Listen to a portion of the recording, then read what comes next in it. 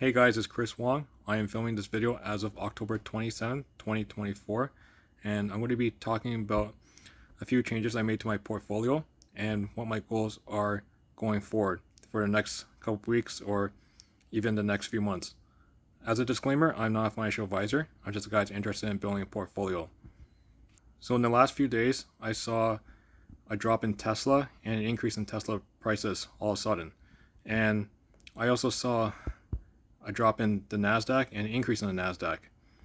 So just by watching those funds, I actually saw like QDTE or QQQY go down, and I saw YQQQ go up, which is the inverse ETF. So when YQQQ went up, I saw that the NASDAQ went down.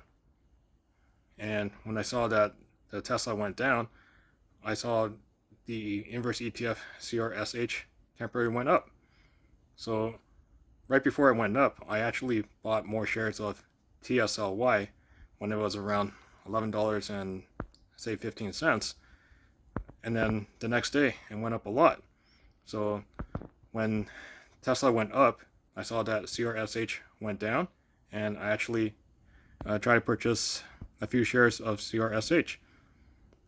I'm trying to make one of my main goals is to accumulate more shares of YQQQ because I want to protect my margin account from a margin call in case the stock market goes down. So when I saw the NASDAQ went down earlier this week, the share price of YQQQ went up. So I saw how much it can protect my account from a margin call. So even if I get a margin call, if the stock market goes down, I saw that YQQQ could be the main thing I might sell if that happens, because if the NASDAQ goes down and YQQQ goes up, then when the stock market goes down, I will most likely sell YQQQ at a profit. And along the way of holding it, I would still collect the monthly dividends. I could purchase more TSLY or CRSH, but I actually prefer to keep those a smaller percentage of my portfolio, as in order to protect my account, I also prefer to stick with index-based ETFs or any ETFs that cover multiple companies.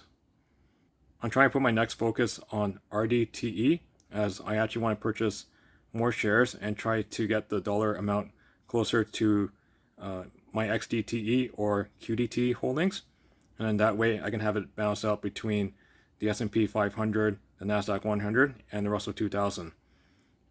And after holding these funds for several months, I actually do like weekly dividends. And I do think weekly dividends work better for compound growth, and I think it also works better for paying down the margin.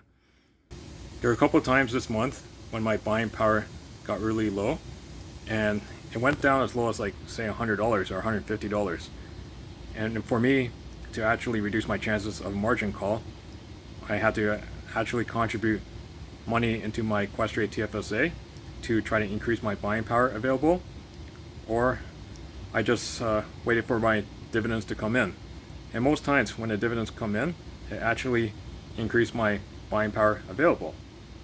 So if I wanted to, I could actually take a bigger risk and put more money into Coney or even MSTY just to pay down the margin faster. But because the underlyings of each of those ETFs are just one company, so it's a much higher risk. So in order to protect myself, I prefer to make sure most of my portfolio is based on the like the index-based ETFs, or even like YMAX or YMEG, because they would cover multiple funds within the ETF.